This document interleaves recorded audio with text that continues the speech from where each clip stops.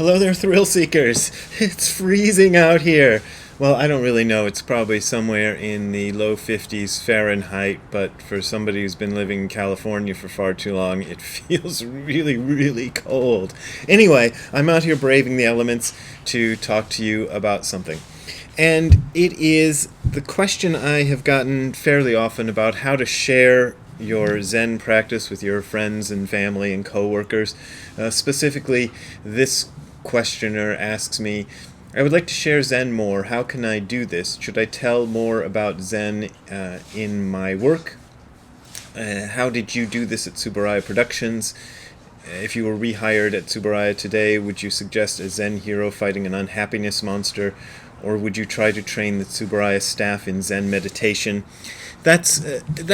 It's a good example of a question I get fairly frequently, and sometimes it's coworkers, sometimes it's family, and sometimes it's friends. People want to know how to share their Zen practice with others. There's my father and mother-in-law over there working right now on cleaning up because it rained real hard yesterday, which it hardly ever does here, so you're going to hear those noises, and maybe I should be helping, but no, I'm doing this. Anyway, the question of how to share Zen with coworkers, family, and friends, I would answer basically don't.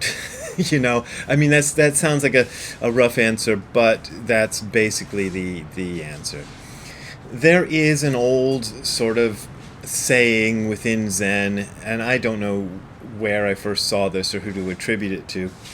It's not Dogen, but although Dogen says things kind of along these lines too, but the saying is that you shouldn't talk about Zen to anybody until the person asks the question, whatever question they're asking about Zen, 3 times.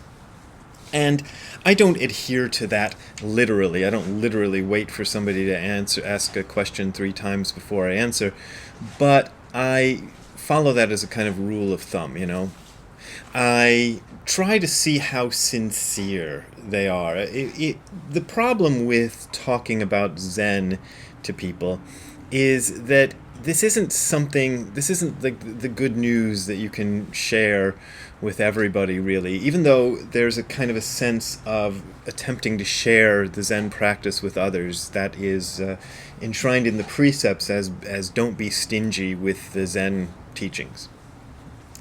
And we shouldn't be stingy with the Zen teachings, but I think in most cases it's very difficult to understand this practice and this philosophy. This is why I'm on the internet 5 days a week explaining it, and I keep explaining it again and again, and I don't feel like I ever get to it. But it takes a lot of work. So you're not going to get it unless you're really interested in it. So as far as what went on in Tsuburaya Productions is concerned, I can maybe talk about that. That was a company I worked for, and here is a picture of the folks at the International Division in the late 90s. Left to right, that is Nathalie Delon. She was a French woman who worked for us with us for about 2 years. There's me. There's Misa Kutsuna, who at the time this picture was taken was leaving. She'd worked there for a few years and she was going away, and that's why she's got the big Ultraman doll in her hand. Junko Kitazawa, who did not actually work in the international office but worked next door in another office, but she spoke English, so she helped us out a lot. Miki Mochizuki, who was going to replace Misa Kutsuna, and JJ Wong, who was actually Chinese and mostly worked on our stuff that we were doing in China. And then here's another photo from Tsuburaya Productions. This one shows my 2 bosses. On the left side of the picture is Atsushi Saito, who was sort of the most hands-on boss I had. He was about a year younger than me. And then on the right side of the picture is Kiyotaka Jimmy Ugawa, who was actually the head of the department, who was one of the longest time employees of Tsuburaya Productions. He learned his English on army bases at the end of World War II when the occupation was happening. He went to work on an American army base, and so his English was quite colorful because he'd learned it from soldiers. So he had all the dirty words down pat, so he was an interesting guy. Those were the people I worked with most immediately. And there were about 100 employees total at Tsuburaya Productions who worked in the company, and then there were other people who were contracted workers who worked on the actual shows. But the people who worked inside the company, I think it was about 100 people. Among those 100 people, probably the people in the picture you saw were vaguely aware that I was a student of Zen and that I would sometimes go on retreats and things, because I'd call off to go on retreats. I'd take vacation days. But I didn't talk to them about it a lot. Miki, I talked to some, Junko a little bit, but not much. I remember once when we were in the office, Atsushi, for some reason, started a conversation with me about whether or not I believed in reincarnation. And this is kind of typical of how I would field those questions, because I knew Atsushi wasn't interested in the very complicated explanation of how Zen Buddhism views reincarnation, which I've done several times on this video channel, and I just recently did a podcast about it called Did Dogen Believe in Reincarnation? And Does It Matter If He Did? And that you can find on the Hardcore Zen podcast, wherever podcasts are podcasted. So if you want to hear the very complicated hour-long answer to whether or not I believe in reincarnation, or whether or not the sect that I study in believes in reincarnation, there you can go. But Atsushi didn't want to hear the hour-long explanation. He wanted to hear kind of a yes or a no. And I don't remember if that day I felt more like saying yes or more like saying no. My answer is usually something like, yeah, maybe. And that's about the most you're going to get from me if you're trying to engage me in casual conversation about Zen. I would certainly not go to Tsuburaya Productions and suggest doing a show with a Zen hero versus an unhappiness monster, because that's, you know, I realize the person who wrote that was being facetious, but I wouldn't try to do that. When I was submitting story ideas to Tsuburaya Productions, I would sometimes try to sneak a little bit of Zen stuff in. I remember I wrote one called Form is Emptiness, Emptiness is Form, so that one's pretty obvious. But I figured most Japanese people would be familiar with that phrase from the Heart Sutra, from hearing it all the time. And it was an episode in which the monster that they were supposed to fight wasn't really real, it was an illusion. That was sent there by an alien race to test how the human race would react to something very alien and weird looking, and we reacted very badly, and that's how the story ended up. Ultraman tries to fight the alien, and we realize we're not ready to join these people who are even more advanced than the Ultra people. I think maybe that one got rejected, not because of the religious elements, but because I posited an alien race that was more advanced than the Ultra people, and that would be dealing with the canon of the show. The framework of the whole overriding narrative, and they weren't ready to go there. So that's about as close as I got. I didn't try to tell people about it. I know that one time I got in a conversation with my wife's family, and they started asking me a little bit about my practice. And again, it was one of these situations in which this was just another topic for conversation, and the only way to really explain this would be to go deep with it, and nobody was interested in hearing the very deep explanation of it, so I didn't do it. I just said a few things and waited for the topic of the conversation to change.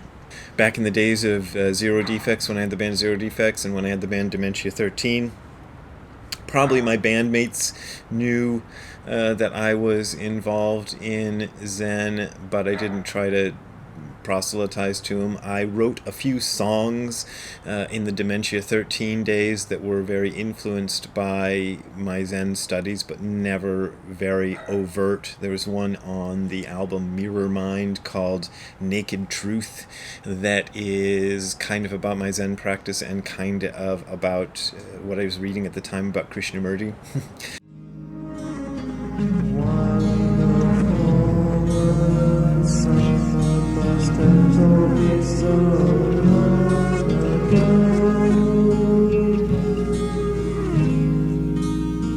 Holding back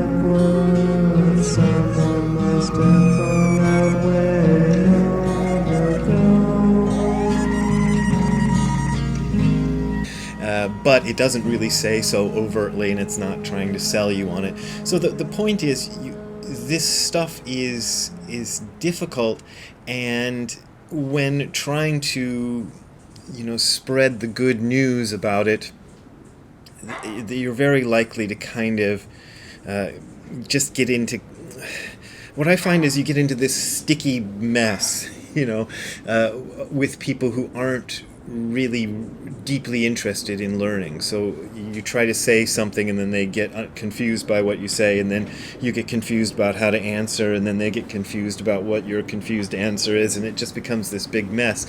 And I don't like to get into it. For anybody who is interested, though, who thinks that these ideas are worth sharing and would like to kind of incorporate them into something else, I would say probably the best bet is to do it subtly, just to subtly throw something into a conversation or into a suggestion for a project at work or something like that. But don't be so overt that you are talking about Zen, and this is the Zen way. Every time I tried to answer a question in the Zen way at work, it just became silly. I remember at one point I had screwed something up at work, and it needed to be fixed. And I was asked by my boss, by Atsushi, like, why didn't you do that 2 weeks ago when I'd screwed it up, and it took us 2 weeks to figure out that I'd screwed this thing up. And I said something like, well, the time hadn't ripened by then. And that just made him mad. I basically meant I didn't notice that this was going to be a problem. It was here's what it was, if you want to know. We had licensed these pencils, Ultraman pencils, and they were supposed to say copyright Tsuburaya Productions. And because of the way that I had let them print it, when you sharpened the pencil, it got rid of the part that said Tsuburaya Productions before it got rid of the part that said copyright. It was one of these stupid. Most of the problems that came up in our office were, when I think about them now, really dumb. But people were getting very upset about things like that, and so I had to deal with it. So basically, what I learned from that experience was just to answer like a normal person. Forget about trying to put a Zen lesson about time into your answer. Just answer the question. I didn't notice that it was written the wrong way. In fact, even to this day, I think it was fine. But sorry, Atsushi, if you're watching this. But anyway, that was one of the problems.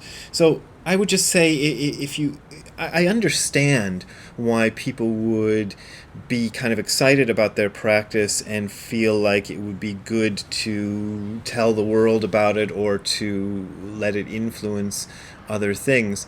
But there's kind of a reason that Zen is such a minority thing. I mean, people say Zen all the time, and if you watch my Instagram feed, you'll see I'm always taking pictures of different silly Zen things that I find in stores and whatnot.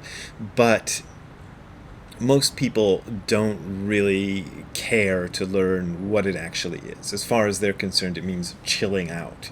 That's what Zen means. And so people assume that my practice is going up to a temple and chilling out. And I just let them think that. That's fine. But when people are seriously interested, I think it's important to share. One of the other things I think is okay to do is what I do. I put out these videos, and I put out books, and I got a new book coming out in a few months. So I'm continuing doing it. I've got a bunch of books out in the stores and on Audible and whatnot. And the reason it's fine to do a book is because nobody reads a book or nobody watches a YouTube video unless they specifically choose to do so.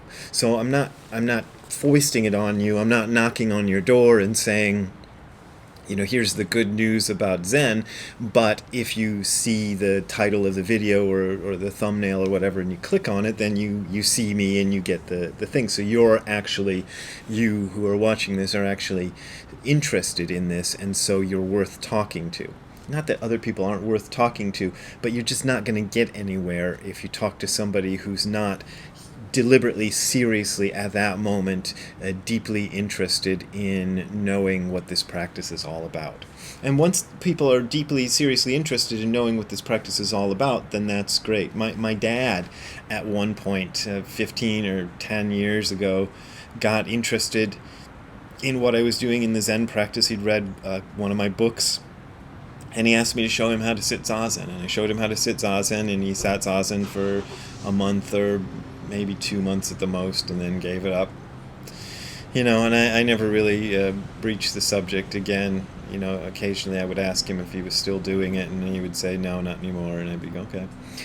That's about as far as you get. But if you're mythologically inclined, there is a mythological myth that says that just by you practicing Zazen, you are saving 3 generations of your family, or some amount of generations of your family.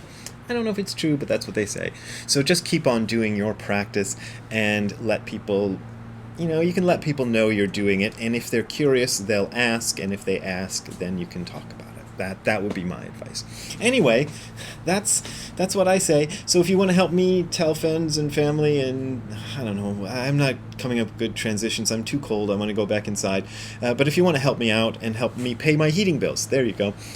You can go to the URL you're seeing on the screen below, which is hardcorezen.info/donate. That is hardcorezen.info/donate. There you will find links to my PayPal and Patreon accounts. Those are my main ways, usually my only ways of making a living, and I really appreciate your support. But as always, this is offered for free, so you don't gotta pay if you don't want to pay. We will see you later. Have a good time all the time. Bye. Ziggy, what do you think of the cold? Is it too cold for you? It's too cold for me. You're in a fur coat, though, so maybe you're okay. But it's too cold for me. I want to go inside. All right, Ziggy. We'll see you later. Bye.